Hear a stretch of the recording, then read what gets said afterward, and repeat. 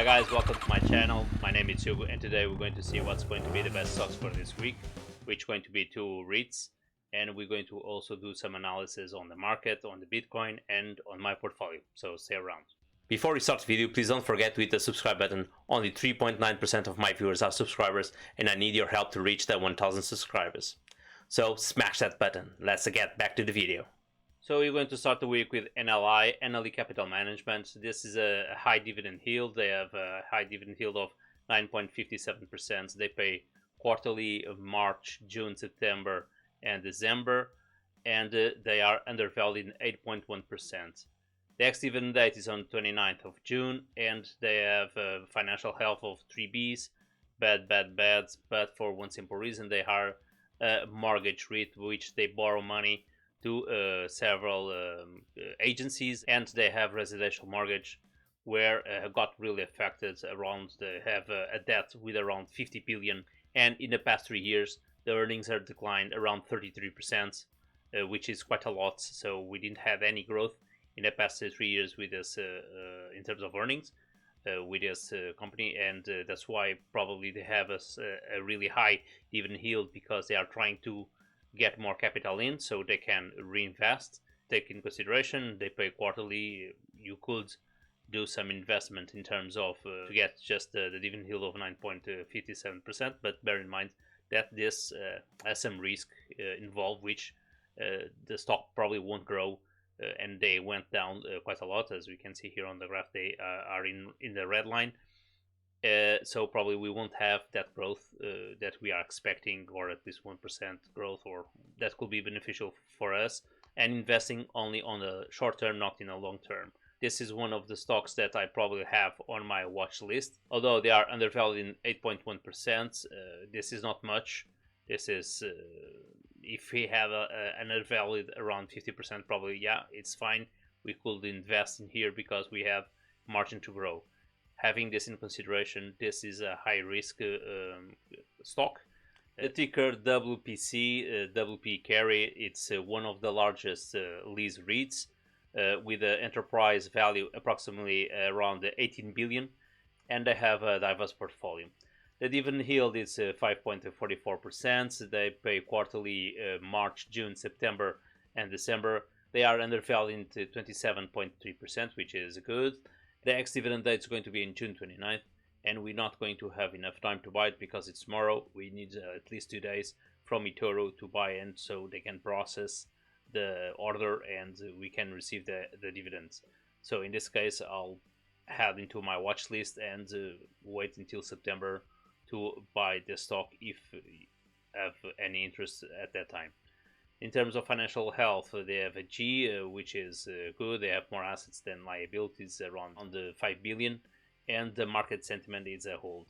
They are increasing in the past few days. This is due also because of the ex-dividend dates. And in terms of earnings, the company are forecasted with a growth around 21.83%, which is quite good comparing to the other company that we have just saw that had a decrease of 33%. This has a growth, estimated growth of 21%. So it's nice to buy. The earnings have growth in the past year around 45%. Comparing to the other stock, it's completely the opposite. So this, in terms of health, is much better than the other one. And the only thing here is the interest payments are not well covered by earnings, but this is quite usual where we have a high dividend yield more than 4%. Usually this the earnings don't cover the dividend yield, but this is not considered a aristocrat stock, but they have been quite stable and the yield has been quite high for long years. Other stocks during this week, we're going to have Main Street Capital with a dividend yield of 5.82%, which is the ex-dividend date is going to be today, and AGNC with the investments with a dividend yield of 8.40%, which the ex-dividend date is going to be tomorrow, and STOR Capital with a dividend yield of 4.14%, which the ex-dividend date is going to be on June 29th. Bear in mind that AGNC and Main are two stocks that they pay monthly, and STOR they only pay quarterly. So now let's have a look into the SP500 and the Bitcoin and do some analysis of what's going to happen during this week. So as we predicted on the past video, we did have here the support, which reached the 4100, and then we actually had an increase, and probably we're going to see the same thing this week. Although I'm not expecting to have an increase, we're probably going to see some of this kinds, because I don't see this big increase continue. Actually, I think we're going to have a decline on the growth of the stocks, and probably we're going to do something like this instead of this. I don't see we have a continuous growth so exponential. I think the growth is going to be more linear, more towards horizontal instead of vertical, as we expected, and because of everything that it's going on the markets in terms of taxations and companies cutting the dividends. There's a lot of stuff going on, but we going to continue to have a growth week. I think we just change here for a bull market. The trend of the bearish markets, we stopped, we had the growth, and I think we're going to continue to see this growth. But although we're not going to get out of the growth of 1.3%, it's going to be around 1%, around that for this week. So for this week, I think we're going to have around this value, 0.5%. I don't see this going up so high. I hope I'm wrong, but due to what's going on, I think we're not going to see any more those big increases and sequential increases that we've seen so far, and we're going to see more what's happening in the past than actually this sequential growth. So if I change the graph for a 1 hour interval, we're going to see probably something like this, and here exactly the same thing. It's going to reach those points and reach around the $4,300 in terms of the graph. This is what I'm assuming that we will have during this week. In terms of the Bitcoin, we are seeing similar trends as the SP500. I hope we reach the minimum, the support around the 30k. If you can see here, we have the support around the 30k. Let's hope this won't go below this, otherwise we're going to have the next support around the 22k, which is quite low, and I'll be really upset with that.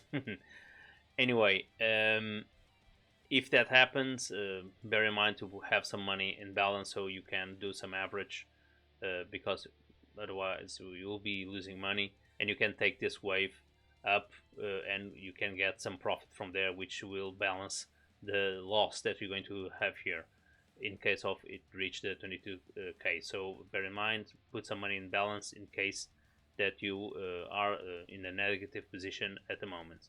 With the BTC, a lot of things have happened. This is not the first time that Bitcoin suffered a big impact because of China blocking the miners, and this had a big impact. But I think most of those miners, they're going to move the operation to other country, so they continue mining. This is a small hiccup that we had with Bitcoin, and I hope as soon as those operations start to be set and running again, the Bitcoin will increase exponentially. Although probably that's not going to happen this year, maybe towards the end of the year, but I'm assuming more the next year, August something, we'll reach the 60k, more probably we're going to reach the 100k. This is just an estimation based on the growth that we expecting the Bitcoin to grow, and my assumptions, it's based on this graph, which had here a hiccup. We had here as well a hiccup, but we went through, and I think we're going to reach the 100k more towards the end of the year, or probably next year, maybe around this period, around 2022, maybe that will be January, March, maybe that will be what we're pointing based on the growth that we had. So as you can see, the Bitcoin had suffered a few hiccups along the time, and this is one of those that we are crossing over, and I hope this is going to be just for a small period, not for a long term. Otherwise this could condemn the entire cryptocurrency, and people will lose some trust on the cryptocurrencies. So my advice here is have some money on your balance in case of this going down a little bit more, so you can do some average and this is just a temporal thing. This is not the end of the crypto.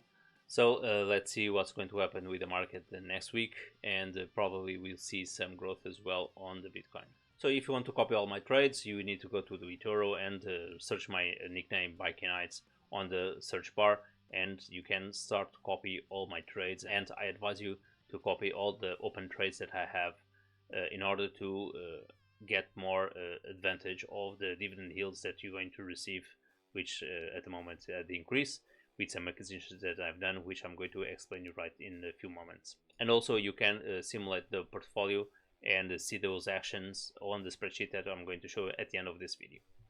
In terms of portfolio performance this week, the market had a growth of around 1.3%. The portfolio didn't have the same growth. We just one decimal point with 1.29%. This is due to factors. One was the cryptocurrency went quite down.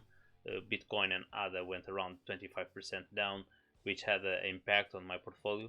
And also we had impact on my portfolio of stocks from UK, like IAG, GlaxoSmithKline, and BP, which had a decrease this week around 5 to 3% each. In terms of portfolio growth since inception, we had an increase of 15.99 since last week, with around 1% since like last week. The top 5 stocks during this week, it's Twitter with a 12.42%. This big growth is because of the new functionality that Twitter has, which had increase on the stocks. And we have the ARK with an increase of 5.72%, Alibaba with an increase of 4.15%, which I'm aiming to sell during the next week or so as soon as they reach the 2,500 yens. I'm hoping they reach that point because I want to shift from this stock to the ETF MSHI, which I can manage more easier because it's a stock on the US market and not a stock on the Chinese market, which I need to wake up during the night time in order to execute certain orders, which it's something that I don't like, or I need to leave an order a specific price in order to sell or to buy. The next one is going to be Main Street Capital with a growth of 3.65%. The Main Street Capital is going to have the ex-dividend date today, so that's why they had the increase in the past week. And Medial Property Trust, MPW, which another REITs on the medical properties and hospitals, they had the increase of 3.43% this week. In terms of other performance indicators and actions, we had the payment of BP, which was this week, and Realm as well. New acquisitions, we acquired QYLD, the follow cover call or buy right strategy, in which the fund buys stocks in the Nasdaq 100s, and they write or sell corresponding to the call options that I have in the same index. So that's why this ETF is a bit different from other ETFs, where based on this strategy they can have a higher dividend yield than any other ETF, which at the moment is 11.99%, and bear in mind they pay monthly as well.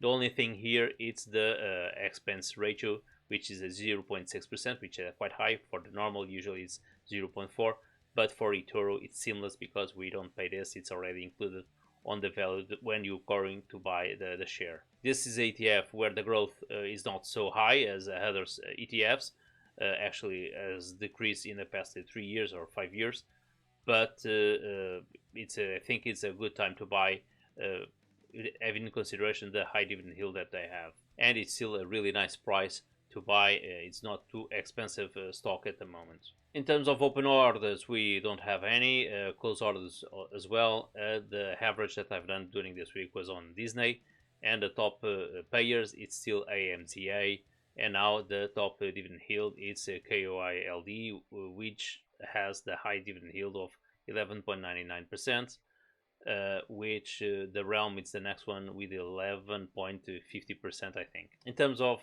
the portfolio, it's still undervalued in 41.6%, and the portfolio growth has increased from 5.56 from last week to 6% this week. The stock with the highest volatility is still Main Capital, and the lowest volatility is still Unilever. So now let's look into the spreadsheet to have an overview of what's happening this week. So if you are seeing this spreadsheet for the first time, you can have a look into it by clicking on the link below on the description, where you can simulate your copy. So we had here, I have put here the new line for QYLD, which we didn't have before, with all the monthly payments. Of course, this is already mentioned here that's going to be paid, but it's not because I only bought this month. So from this month on, it's what we're going to receive. In terms of payments, we have here Realm, we have also BP over here, British Petroleum, and here you can see the in terms of the overall how many ETFs we have. So we have increased here the ETF in around 26%, and we reduce here the US stock in 52%.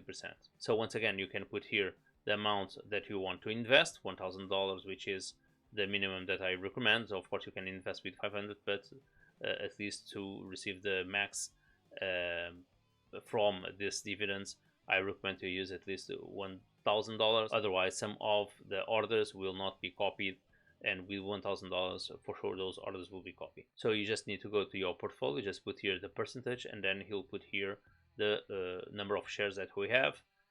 If this doesn't it's correct, you need to go here and put manually, and he'll do the calculations based on this value, so everything will be fine. And at the end you can see the dividends that's going to be paid and how much you're going to receive per month. Of course, this is just an average. This can vary from month to month based on the values as well that we invest. Bear in mind, this is already values after tax, because the tax is being calculated over here with 30%. This doesn't have nothing because it's UK stocks, and UK stocks you won't pay any tax at all. So once again, I hope you enjoyed the tips for this week. Don't forget to hit the subscribe button and the like. Bear in mind, there's a lot of investigation and work behind to create this video, and that will help me, so don't forget to hit that subscribe button. Once again guys, thank you, cheers, and see you next week.